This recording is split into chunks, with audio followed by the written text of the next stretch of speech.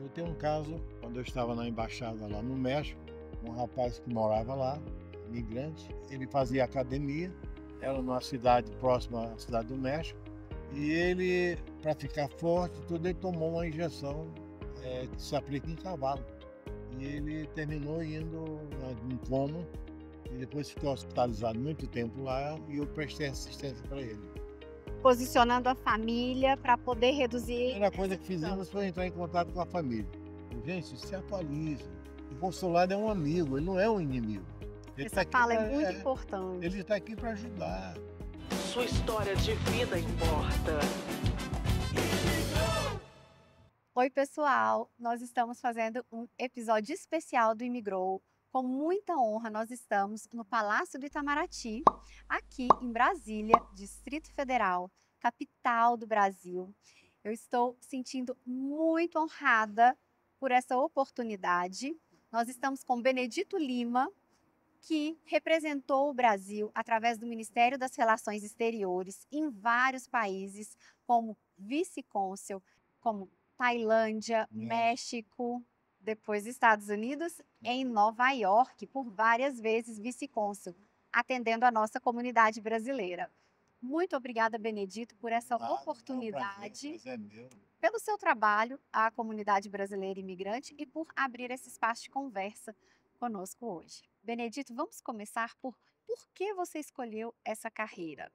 Olha, eu cheguei aqui em Brasília nos anos 77 e fiz um concurso na época. E desse concurso passei e fui chamado para vir para o Itamaraty. E você sempre teve essa vontade de ter contato com outras culturas, outros países, essa curiosidade? Sim, eu tinha essa curiosidade. E eu já tinha um irmão que estava aqui. Em Brasília? Aqui no Itamaraty. Oh. Então ele contava histórias e coisas. Aí eu de lá, então eu vim para Brasília, fiz o concurso na época, passei e fui chamado para cá. E eu acredito que ser um imigrante através de um consulado é uma realidade diferente, um pouco privilegiada, acredito, do que nós, a maioria dos imigrantes, que, na verdade, o contato com o consulado é de uma prestação de serviço. Como foi para você ser um imigrante, mas estar em um consulado, atendendo a sua comunidade brasileira, representando, de certa forma, o Brasil, além fronteiras? Olha, realmente é diferenciado, mas como o consulado está aberto, ele proporciona muito serviço para a comunidade, eu sempre procurei me encaixar, eu sempre gostei de relações com pessoas, eu fui para a assistência brasileiros, que é uma área bem difícil também no consulado, porque a gente tem que prestar o serviço, a gente visita prisões, a gente vai a necrotério, a gente vai a lugares bem difíceis. Então eu entrei nessa parte da assistência, que é da parte consular, e fui desenvolvendo um trabalho. Eu tinha um parceiro lá em Nova York que me ensinou muito isso, Dario Campos, e eu aprendi como lidar com as pessoas e ajudar ao mesmo tempo.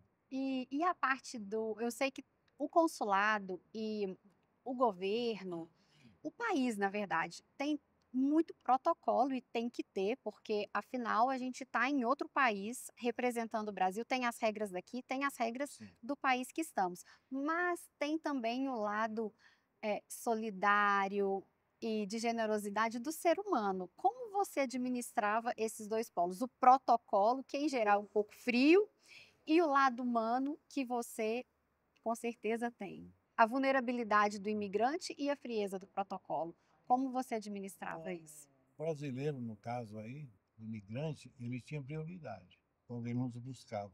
Porque a primeira coisa que a gente queria saber é o que aconteceu, o que está acontecendo com ele, porque chegou àquele ponto. E a gente recebia com a máxima cordialidade, né? Mandava sentar e conversar, ele ia contar a história dele. E dentro do que a gente, do mecanismo que a gente tem, a disponibilidade, a gente procurava ajudar. Sempre esse lado humano primeiro. Sempre o lado humano primeiro. Sua história de vida importa.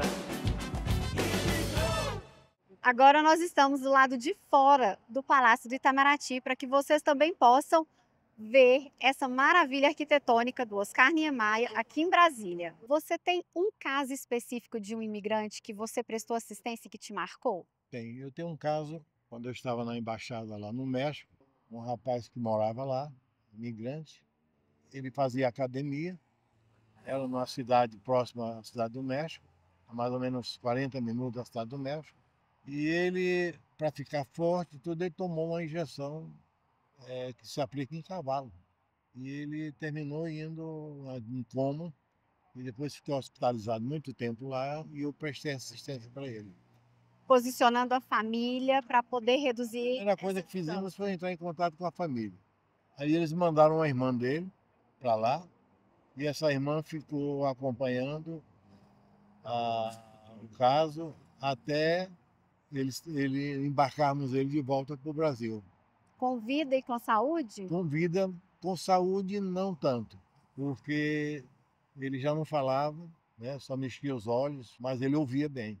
E depois soubemos depois que ele veio a falecer lá em São Paulo. Mas o consulado brasileiro deu toda a assistência Toda enquanto tudo. assistência, eu embarquei ele no aeroporto, embarcamos ele na época da Gol, com tudo vamos dizer, adaptado para Para a ele. situação dele. As cadeiras, na seção executiva. Sim. Agora, um pouco sobre o lado pessoal dos colaboradores de uma embaixada.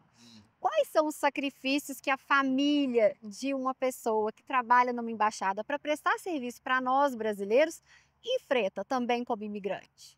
Olha, normalmente a nossa família, as mulheres, principalmente, né? Ela cuida mais da casa, das crianças, que os meninos vão para a escola e elas, nesse íntere, aproveita para fazer, se é os Estados Unidos, aproveita para fazer um curso de inglês, etc. E buscar as crianças na escola, né? Dos países que você passou, você tem um favorito? Estados Unidos. Seu favorito? É. Olha só, é onde nós estamos, Eu realmente. devo muito aos Estados Unidos. Os Estados Unidos ele foi muito assim bondoso com a gente. Eu nunca tive problemas lá de ordem pessoal, mesmo no trânsito, mesmo quando nos paravam lá, me paravam por qualquer motivo, nunca tive problema, nunca tive discussões com as autoridades. Então é um país assim que sempre nos tratou bem, né? Muito generoso até. E tem algum país que você teria resistência de retornar? Dos países que eu tive, que eu vivi, que eu trabalhei, um país que eu não retornaria se estivesse na carreira ainda seria a Polônia. Eu não gostei lá. Não Não. gostei do país, não. Uma questão do clima, uma questão pessoal ou relacionada ao trabalho em si? Não, não era relacionado ao trabalho, era o próprio país, alimentação, é muito frio. Eu não me adaptei bem. Fiquei um ano lá na Polônia, não me adaptei bem, não. E qual o papel do consulado para a comunidade brasileira imigrante? Olha, é o melhor possível, porque nós ajudamos a comunidade. E muitas vezes até a gente aconselham eles, principalmente em relação a documentos. Pra você ter ideia, eu conheci lá um pastor, lá na cidade de Cannes, que ele, os filhos já grandes, ele não tinha passaporte, não registrava os filhos, Sim. entendeu? Eu dizia para ele, mas por que você não registrou? Ah, não tive tempo, não dava tempo. E um dia ele precisou, e foi uma correria para ele colocar as coisas em dia, né?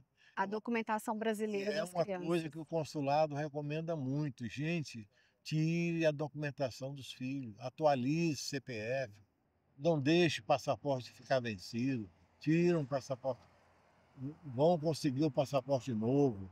Porque na hora de uma viagem, Karine, eles ficam apavorados. Quando morre um parente, morre um familiar aqui no Brasil, eles se desesperam. Porque tem um prazo protocolar Tem para um prazo para conseguir as lá, tem coisas. agendamento. Então não é assim.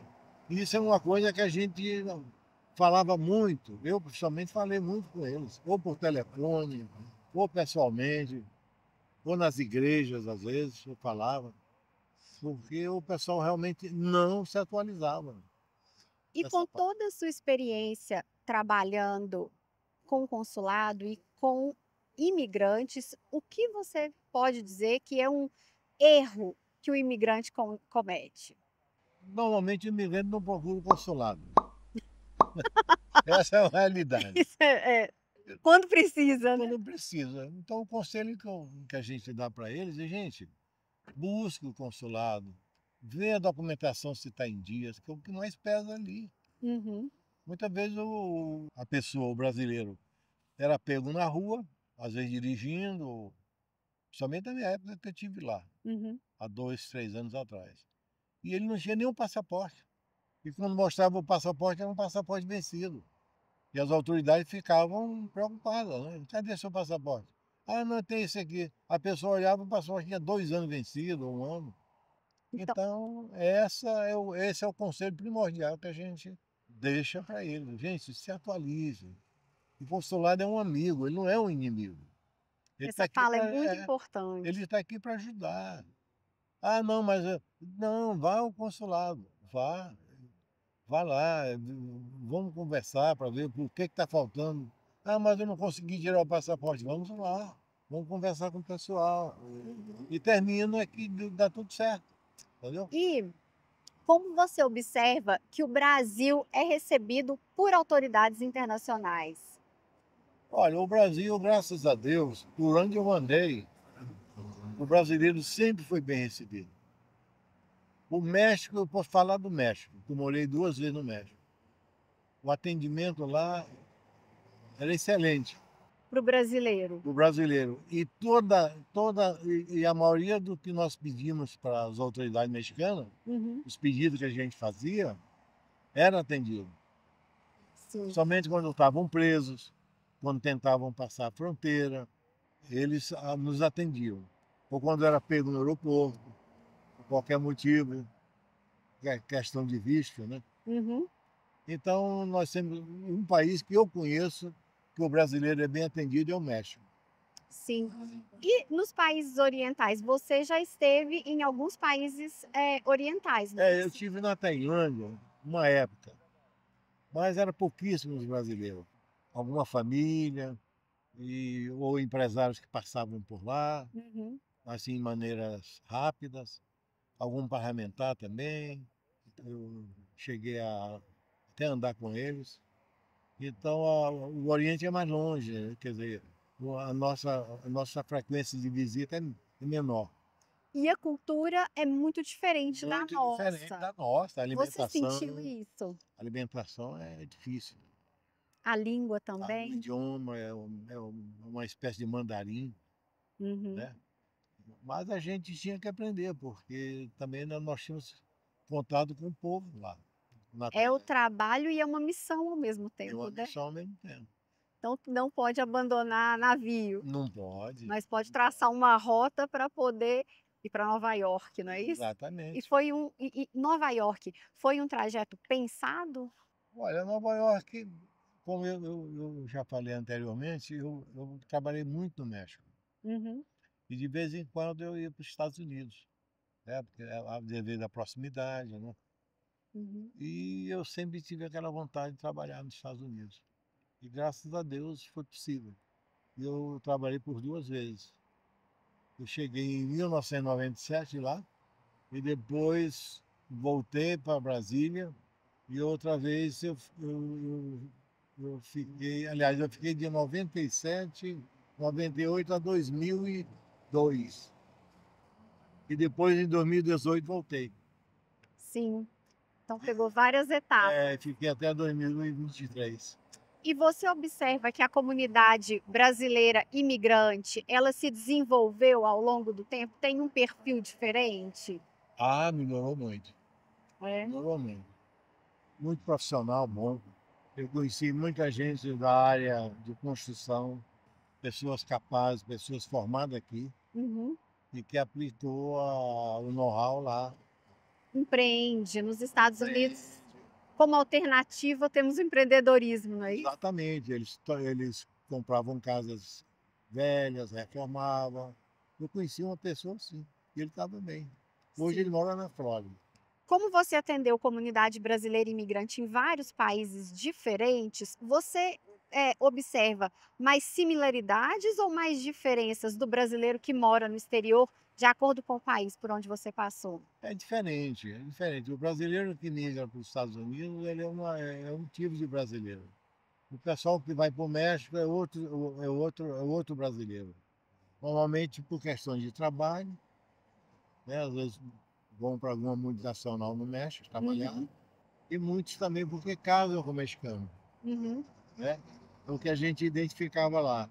E outro por questões artísticas também, moravam no México, muitos religiosos também, eles mudavam para o México, pastores, tem até padres também. uhum. Mas era uma comunidade que não tinha tanto problema, a comunidade brasileira no México, não. Já eram É, imigrantes porque com outro porque o perfil. brasileiro ele é bem recebido lá, ele fica à vontade no México, ele não tem problemas, O idioma é mais a não similar. ser que faça coisas erradas, né? Mas fora isso, vive a vida tranquilo, não. Já nos Estados Unidos, o perfil é um pouco diferente. É, o perfil é diferente. São mais imigrantes com o perfil de recomeçar uma vida mesmo, né? Exatamente. É maior a Assim, comunidade, né? É maior, é mais pessoas procurando mudar de vida, uma situação uma situação. irregular, muitas Agora, vezes. com situações irregulares, né? Uhum. Eles vão, ficam, e quando estão lá não querem mais vir embora. Agora uma pergunta: o profissional de uma embaixada, de um consulado, ele é mais respeitado? Não, nos Estados Unidos, nós também somos correspondidos.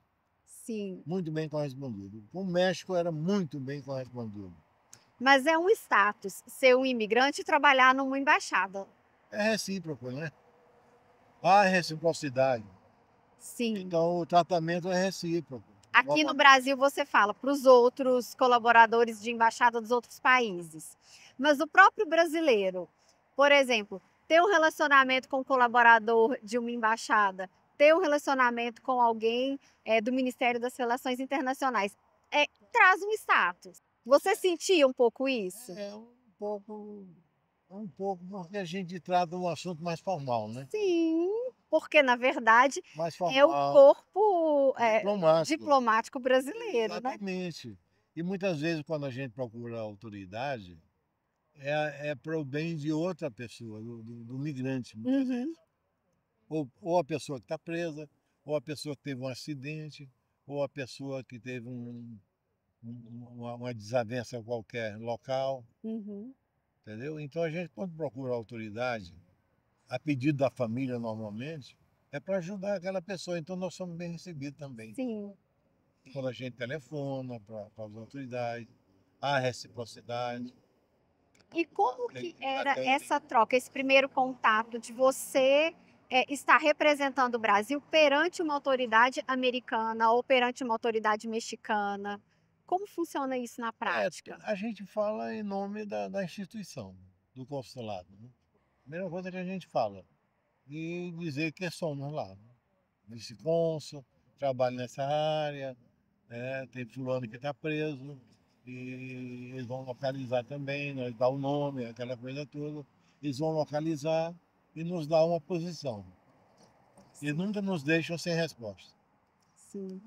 E do ponto de vista de, além da prestação de serviço para o imigrante, para empresários que estão aqui no Brasil ou outras comitivas que queiram ir para o exterior, a embaixada brasileira, ela é um ponto de apoio para negociar alguma coisa que vai ser É, benéfica para o Brasil? Esse lado também de trazer coisas positivas de lá para cá, esse lado realmente assim mais diplomático, voltado para o empreendedorismo, também acontece dentro do consulado? olha, dentro do consulado nós temos um departamento muito bom, pessoal muito bem treinado, que é o departamento comercial. Uhum, E eles atendem essa área dos empresários, do empreendedor, do empreendimento. uhum. E fora isso, Karine, nós temos as feiras, que são feitas em Nova York, principalmente, De negócio, de negócios.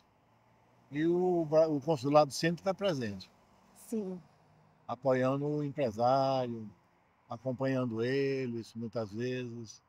para que a relação comercial cresça entre os dois E que países. haja negócio, né? Porque o importante é que haja negócio. E haja compra de produtos nossos e colocação do produto na área que for necessária, né? Ou nos Estados Unidos ou no México. Eu cansei de ver o pessoal da área comercial andando com as comitivas de empresários. Sim.